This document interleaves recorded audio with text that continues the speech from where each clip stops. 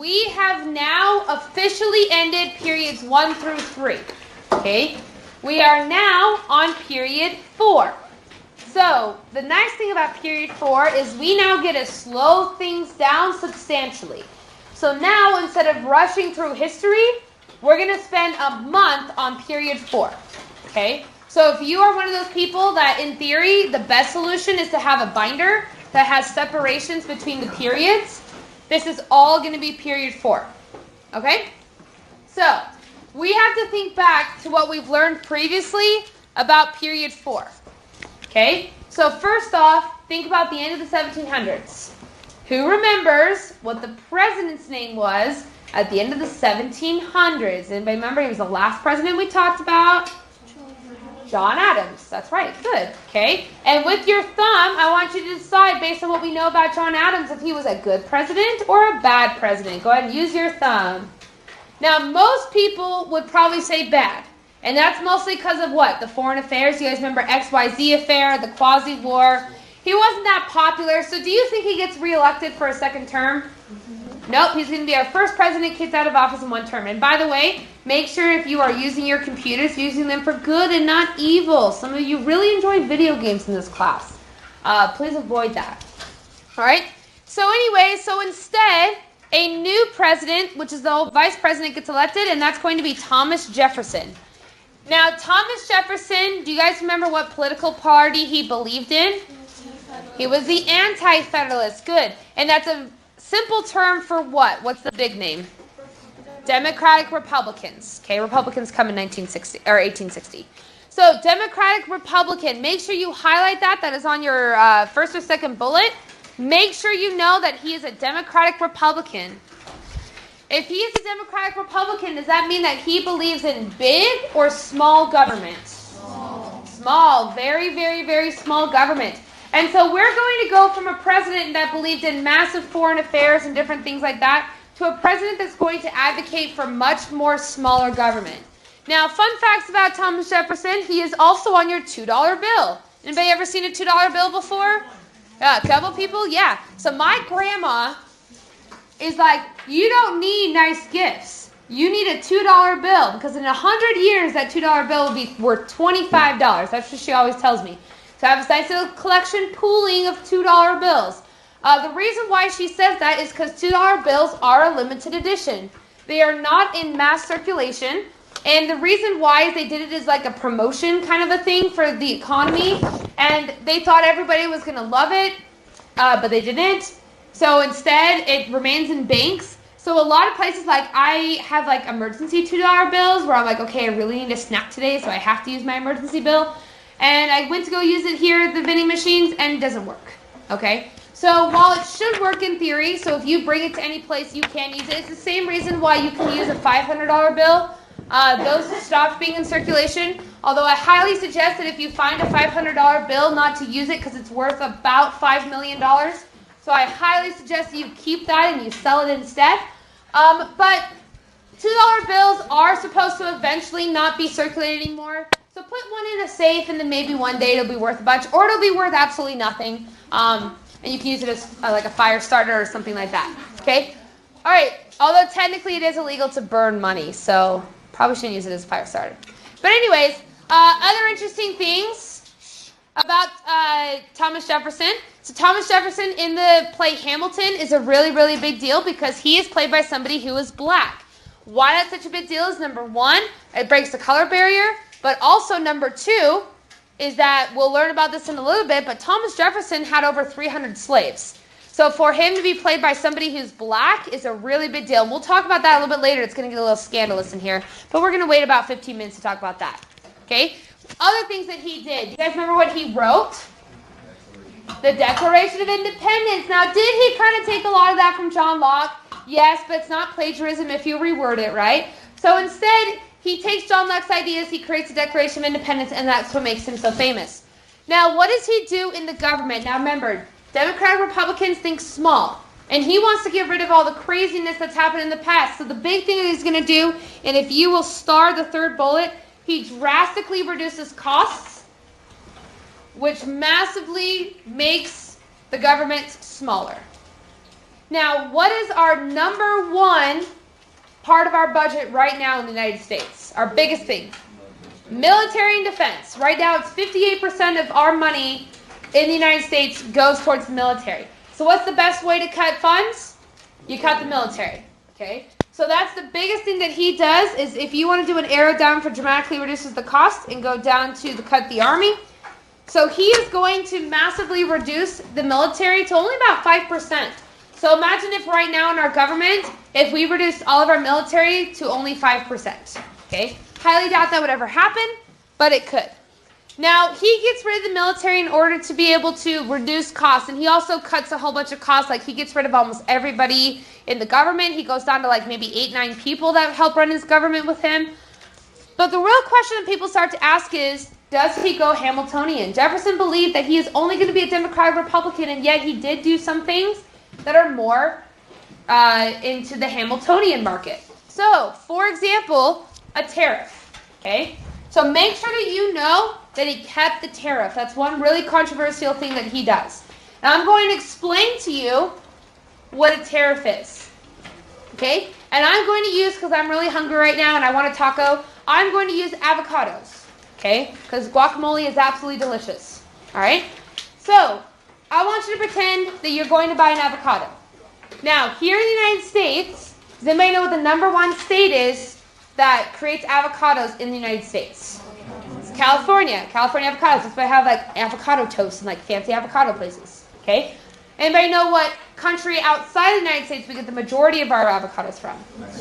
Mexico. Okay? Now we are going to pretend for right now, labor costs are the same amount of wages, it costs the same amount of money to produce, and we're going to say that both in California and the United States, it costs, let's say, 50 cents to produce an avocado.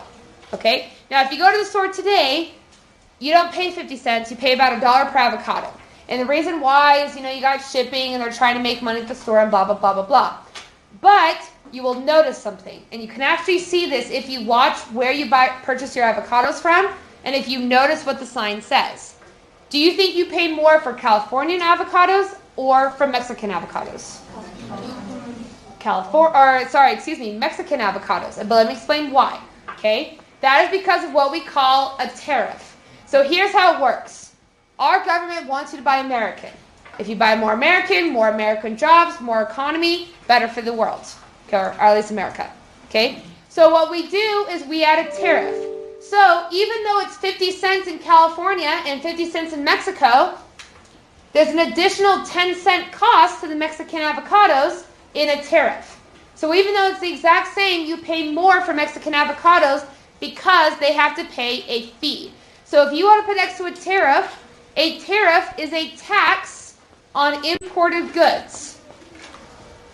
So for example, my husband is a huge Manchester United soccer fan. And I decided that I was going to buy him a t-shirt that had Manchester United on it. Well, the problem is my t-shirt that I bought was $40 plus $20 in shipping. And it does not cost that much money to ship to the United States from England. Why did it cost so much? I had to pay a $10 fee just to get it into the United States, which is what that tariff is. Okay? Now, why does this matter on a bigger scale? Okay? So we're going to take away avocados, and we're going to go up, and we're going to go over into China. Last year, Donald Trump wanted to be able to protect American interests. And we have a huge issue right now with China, where we are importing from China because it's way cheaper too. So Donald Trump instituted a $200 billion tariff against China. What that means is that specifically to China, China has to pay extra taxes compared to everybody else to import goods into the United States. So a lot of people didn't notice, but the price of iPhones went up about $50. Okay? And all these other costs started to go up because we imported things from China. Anybody know what the number one biggest product was that has risen costs since this has happened? Good. You're the first one to guess it. That's a good job. It is steel. So we get the vast majority of our steel from China. Lagoon was supposed to create 3 new rides in the next couple of years. They can only do 1 ride. And the reason why is because of the steel costs, it will cost in steel the same cost for 1 steel roller coaster as it would have for 3 a couple of years ago. Okay, that's how much steel has raised. Now, in China retaliated against the United States and raised their tariffs against the United States. And most commonly, this is a problem with agricultural things. So we're big exporters to China for like cows, pork, chicken, and then also wheat. For a bushel of wheat, it costs the same amount in the tariff fees as it is for the bushel of wheat.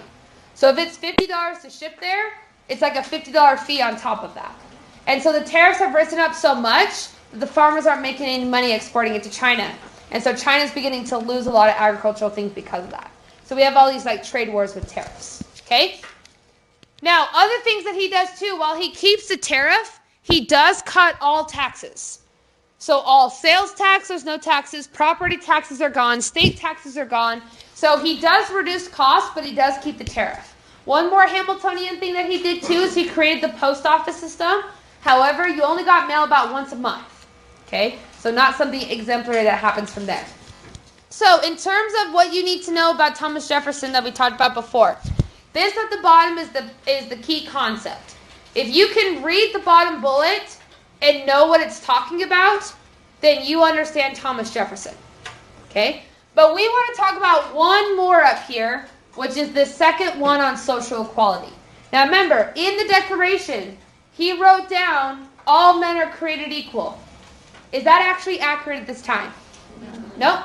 Because at this time, non-property holders can't vote. Can women vote? Nope, because they're not men. Well, what about Native Americans and people who are black? Nope. Okay? So the whole idea of all men are created equal was not actually equal in the United States. Now, Thomas Jefferson as a person did attempt to get equal rights for white men. Okay? So he, for example, gets rid of that property thing for voting. But Thomas Jefferson as a person lives at Monticello. Who's been to Monticello? Anybody been to Monticello? A couple people. I heard it's really cool. I've never been to Monticello, but I've heard it's really cool. Monticello is his plantation home. If you actually look on the back of the nickel that has his face on it, Monticello is on the nickel. Now, here's the thing about Monticello. If it's a plantation, what does it mean it has? Slaves. And we're not talking one or two. Like George Washington had about 8 slaves on average. Thomas Jefferson had about 300 to 350 depending on the year. Okay? Now, you have to remember that pretty much every founding father had slaves. In fact, General Grant, who was in the Civil War, also had slaves, and he fought for the Union. Okay? So you have to remember that in terms of slavery, Thomas Jefferson, though, had the most. Well, here's the thing. I want you to look at this left-hand picture. Okay? Notice this kid down here? Is that kid black or white? He's actually mixed race. Okay? And this is where we get into something very, very interesting. You see, all the photos on this image are all descendants of Thomas Jefferson. What does that mean happened? Yep, he had relationships with his slaves. In fact, he had a lot of them. Now, let's talk about this lady right here. This is Sally Hemings. Now, Thomas Jefferson had relationships with his slave. First off, and probably the most famous, is Sally Hemings. Okay? Now, she ends up giving birth to about 8 of his children. So quite a lot. Now, if she gives birth to his children, do you think that those children are under Thomas Jefferson's name? Nope. Do you think they received special privileges because they were his child? Nope. They are treated just like any other slave. Now, in terms of this picture right here of the slave that was of mixed race, now this child is a child of Thomas Jefferson. Okay? Now, this child, there was 2 children that were pretty white in terms of the mixed race. One of those children ends up continues to be a slave and things like that. The other child, according to legal record, was his wife's child. There has been controversy in the past 20 or so years to exhume that child and check DNA to see if that child was actually Thomas Jefferson and his wife's child, or was it another child of Sally Hemings or another slave. Now, I will tell you that overall, they estimate he has about 3,000 to 5,000 descendants in the United States right now. Back in the early 2000s, they ended up doing DNA testing, which is what confirmed that Sally Hemings was not just a rumor, but she was an actual slave that did have a relationship with Thomas Jefferson. But you had to remember that that relationship was not a relationship of love, it was of power. Okay? And remember, with all those slaves that he gets, those are all free slaves for him. Yes? Do we know how many kids he had? Like with his slaves? We know that Sally had at least 8 that we know of. But the reality is that his actions that he did were very common amongst plantation owners, because that's a way, once the international slave trade's banned in 1808, that's a way to get more slaves. And it's also a power struggle and things like that of showing power to your slaves. We don't necessarily know how many he might have had relationships with, but what we do know is he has thousands of descendants that have been DNA tested and proven that are not just with Sally Hemings' line. Good questions. Okay, so from there, oops, wrong way. Okay, that brings us to one of the most important Supreme Court cases in American history called Marbury v. Madison. This is like a 3-star term. If you're an AP Gov, this is like a 9-star term because it's going to be on the AP exam for AP Gov no matter what. And every year except like 1 or 2 years, it's been on the AP US test. This is a must-know term, and I can almost guarantee it's going to be on the AP exam. So let me explain what happens. John Adams, remember, how did we do our thumb with John Adams? Wah, wah, not very good, okay? So John Adams was losing the presidency, and back then, you lost the presidency at midnight, okay? Well, a few days before that day is about to arrive when he's no longer the president and Jefferson comes up, is that he's like, I'm going to make my mark on America. And he decides that he is going to add a whole bunch of Supreme Court justices to the Supreme Court. Now, can you do this today, where you just start adding in a whole bunch of people if nobody else has been vacant? You can't, okay? We have it set that you can only have 9 Supreme Court justices. Yes? Is that a constitutional amendment? It did end up being a constitutional amendment.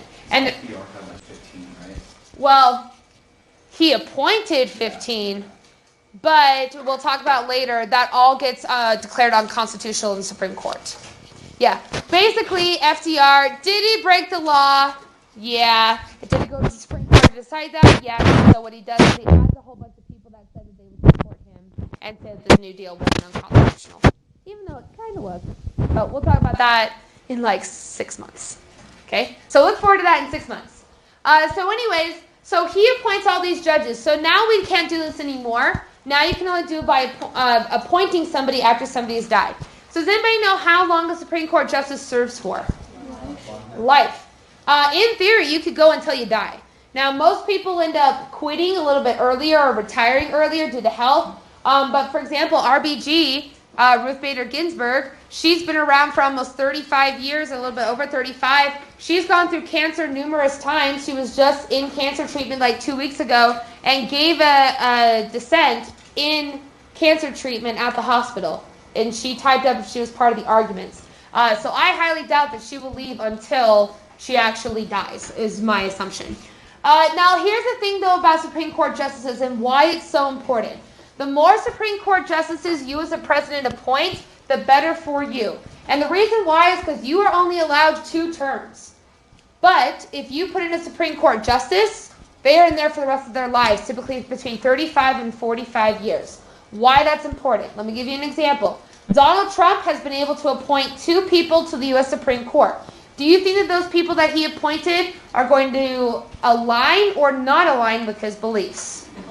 They're going to probably align. You might say, but they're a judge. They're supposed to be impartial. Well, what they do is they look back at all the decisions that they've made, and they determine which side is that person going to sway on. So let's talk about Brett Kavanaugh. So Brett Kavanaugh is the most recent Supreme Court justice. Now, why would he pick him? He goes through and looks at all the different decisions that he has made. And here's the one that's really, really important with Brett Kavanaugh. There's a Supreme Court decision we'll talk about later called Roe v. Wade. Roe v. Wade is what made it so that women can have abortions in the United States, and it banned banning of abortions.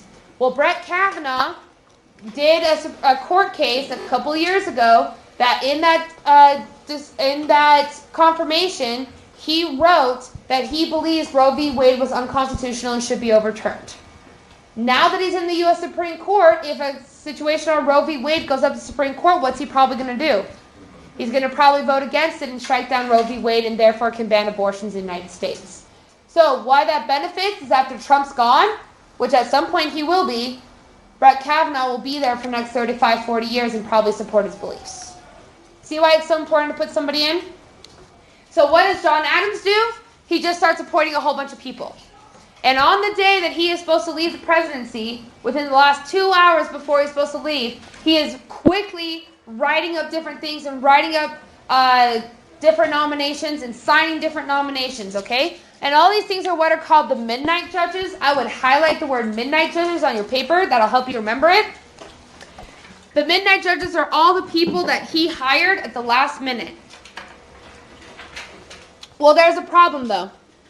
You see, one of the guys that he hires, whose last name is Marbury, Marbury has his appointment written up. Well, the thing is, it was written up a few minutes before midnight. It was signed at 12:05. Is John Adams the president anymore? No. Nope. So can he appoint people? Nope.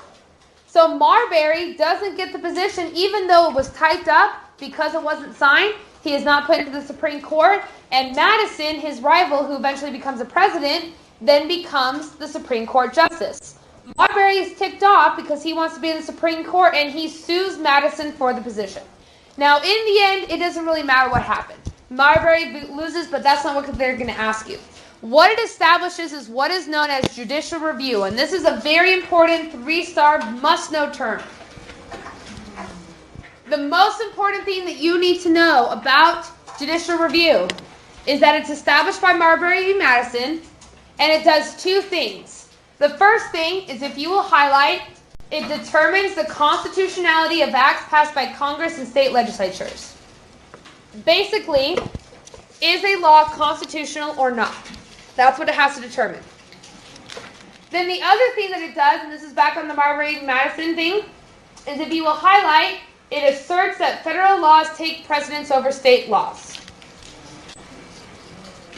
So the federal government, if it makes a decision, supersedes any state governments. It's called the Supremacy Clause, if you take a peek up.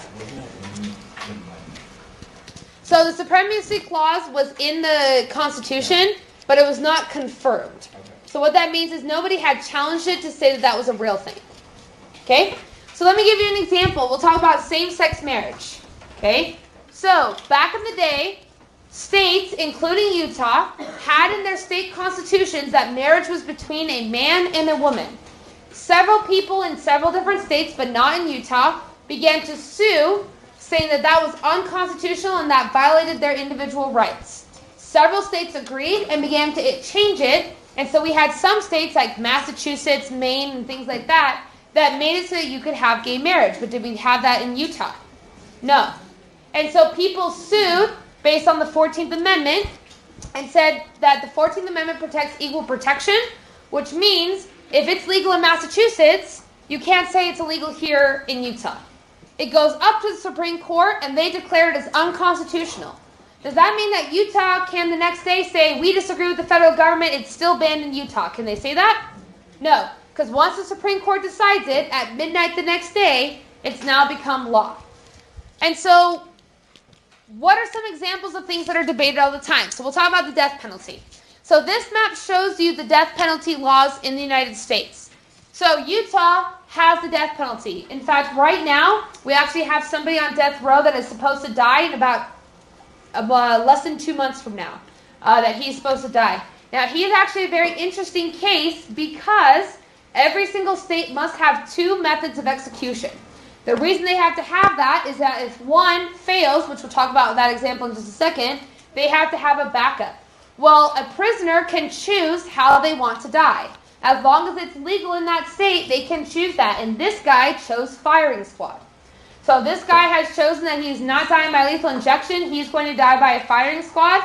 What that involves is that 5 people are considered the executioners. Each of them will shoot. Only one of them actually has a bullet in their gun.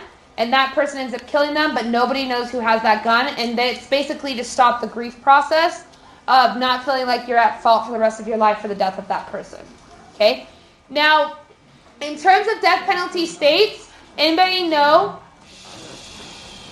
what the number 1 state is in the United States for executions? It is Texas.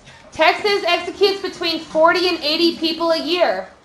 Their height was about 10 years ago. They executed about 200 people in a single year.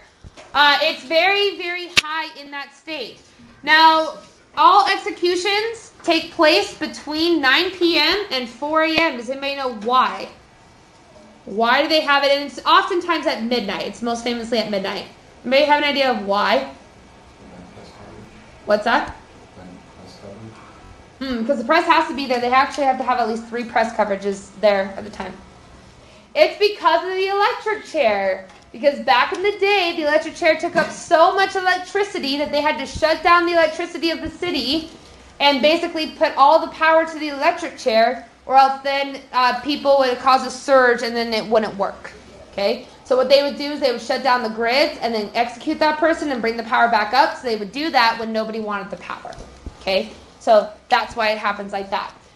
So Texas is the #1 state, but let's talk about why there are so many states that are in this gray area right here. Okay? Well, the thing is that many states have declared that it is unconstitutional based on the 8th Amendment. The 8th Amendment says that you are not allowed to have cruel or unusual punishment. So what you have to decide is the death penalty a cruel and unusual punishment? Now, what they've decided at the national level is the Supreme Court that every single time that they have suggested to go to the Supreme Court does not have to hear a case. Every year about 5,000 requests go into the Supreme Court and they only take about 100 of them. So most recently they took a case on abortion about 2 weeks ago, but they received almost 800 or about 80 requests all about abortion, and they rejected the other ones and they all accepted this one case. So in this case, the only ones that they have done at the Supreme Court is method. So for example, the electric chair was considered unconstitutional because of cruel and unusual punishment. That didn't happen until about the 50s though. And the reason why is because people started to see images of what people look like after they're executed by electric chair, and it is quite graphic. So public opinion began to sway and it was declared cruel and unusual. However, there are 3 most common ones that are accepted across the United States. #1 is lethal injection. #2 is firing squad. Does anybody know the 3rd most popular one that states have? We don't have it in Utah, but Idaho has it. It is hanging, that's right. So you can choose to be hung. So up in Idaho, there was somebody that chose to be hung, and they spent hundreds of thousands of dollars getting these gallows ready and having like the most up-to-date standards for the gallows, and then he ended up dying of a heart attack. So I have seen the gallows myself. I've been to the state penitentiary. I know what they look like. They're very advanced. The reason I say that with advanced is that they have a certain way that person hangs, that when you fall, it's not like in the movies where like you're suffocating for 2-3 minutes. That would be considered cruel and unusual. They actually drop you from a height to specifically break your neck and snap your spinal cord. And the reason why is because then you die instantly. Okay, all you guys are like, oh, it's uncomfortable. Don't do bad things and you'll be just fine. Okay?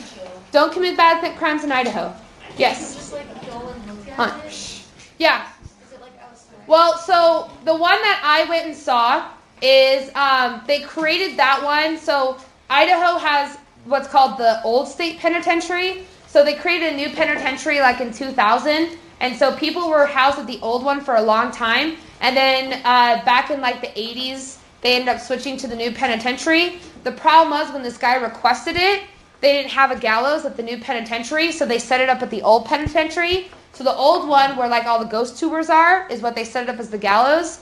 And then what happened is that when the guy died, they didn't use it anymore, so now you can go on tours and go and see it. So you can see the trap door, you can see how everything works and things like that, of how it works.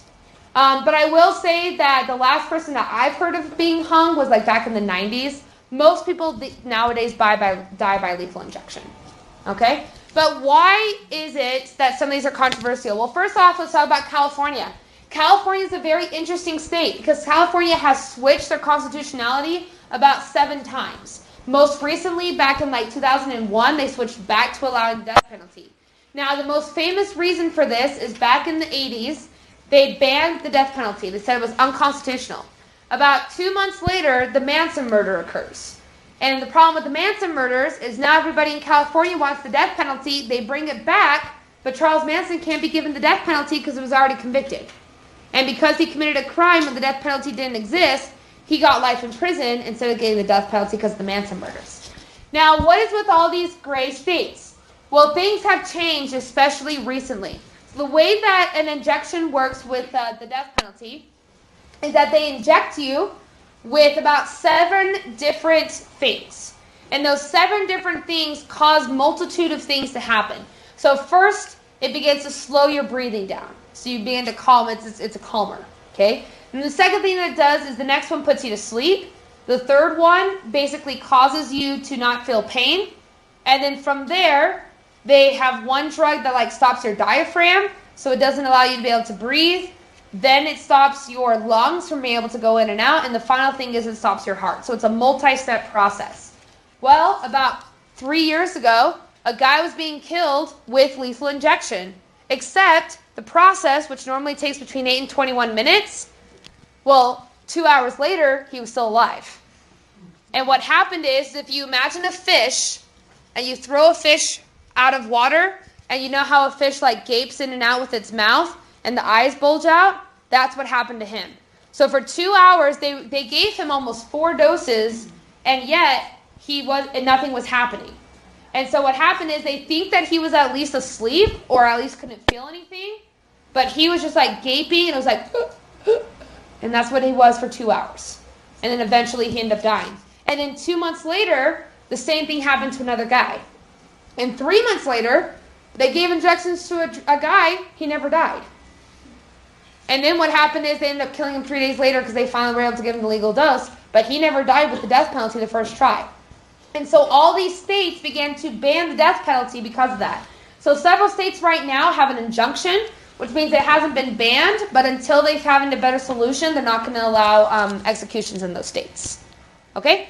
So anyways, the whole point is that those are all examples of how judicial review happens. So in terms of life in the early 1800s, the most important thing that you need to know is this is an agrarian society.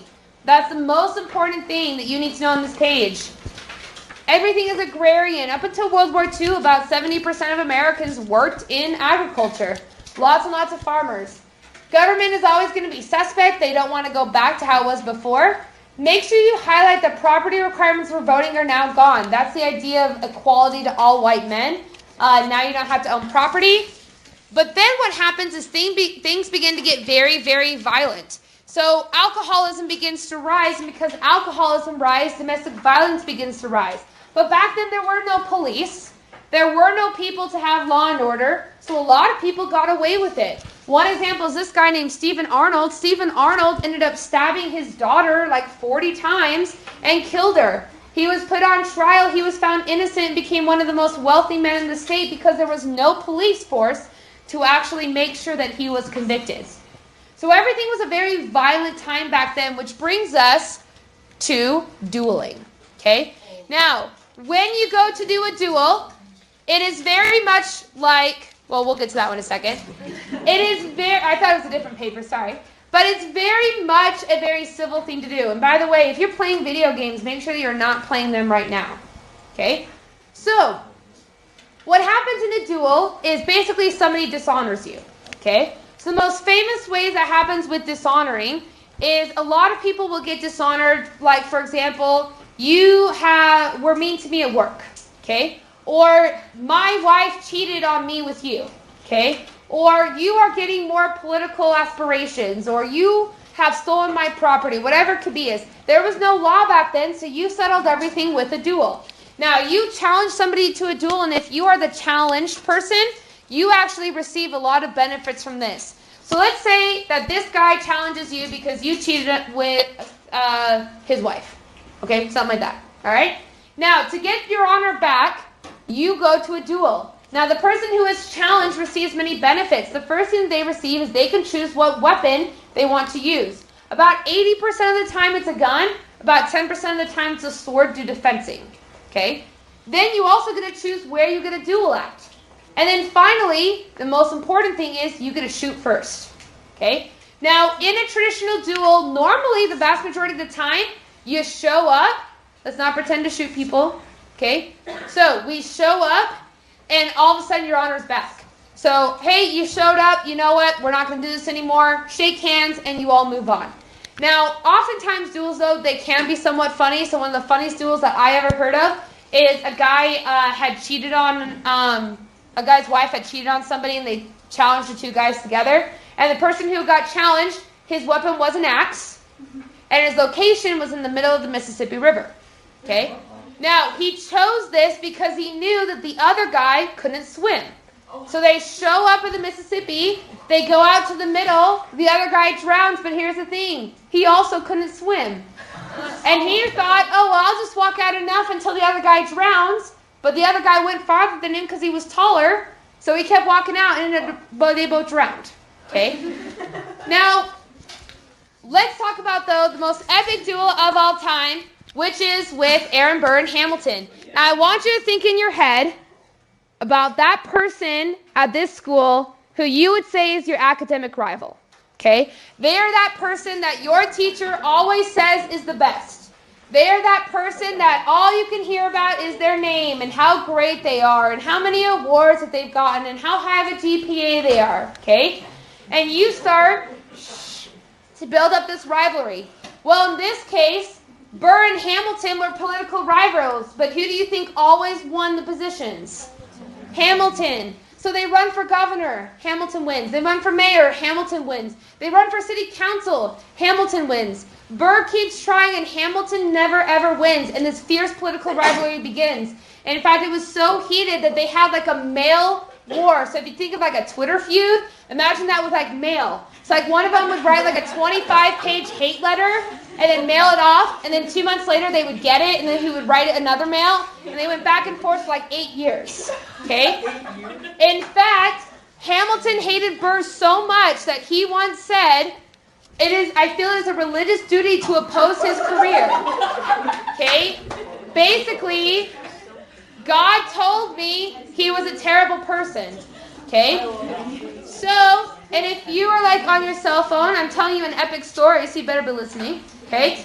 So, what happens with this duel? Now, if you've ever seen Harry Potter, you know actually some of the basis of a duel. You go up to each other and you shake each other's hands. You always have witnesses because they need to know if somebody dies or not. Because you can be charged with murder. It was illegal to duel, and yet everybody did it. Okay?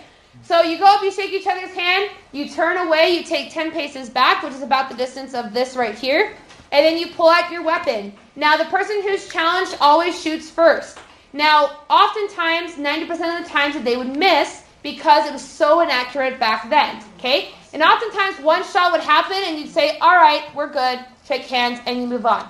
So what happens with Alexander Hamilton and Burr? Well, first off, remember, the challenge gets the most benefits. So the first thing he does is Hamilton chooses the location, and he chooses the Weehawken dueling ground. Well, there's something special about this dueling ground. You see, his son had died 5 years earlier in a duel, and guess where he died? Right here at the dueling ground. Oh, and his weapon, which is a gun, guess what that weapon was? The one that his son used in the duel 5 years earlier. And guess what coat he was wearing? His son's coat that he died in that still had bloodstains on it. Okay? Now, all this was supposed to bring him good luck. And he goes to the dueling ground, and they go to do the duel. And if you've ever seen Hamilton, spoiler alert, Hamilton dies. Okay? But what happens is Hamilton pulls out his gun, he shoots, and he misses by about 10 to 15 feet. Burr pulls out his gun, shoots, and hits him square, and he dies in about 5 minutes. They bled out, and it was just so perfect. Now, the thing is, he has now committed murder. It was illegal at the time. The witnesses go to the police, and they report this. Burr flees to, I believe it was Pennsylvania, and becomes the governor of Pennsylvania, and ends up being wanted for murder for the rest of his life in New Jersey. Okay? Now, if you're really passionate about this duel, you can go to the JPMorgan Chase Bank headquarters in New York City. They have these giant bronze statues of this event, and they have the original pistols that both of them had used. So if you ever want to go there, that's good. Okay? So, next class, we'll go ahead and finish this up. Please give me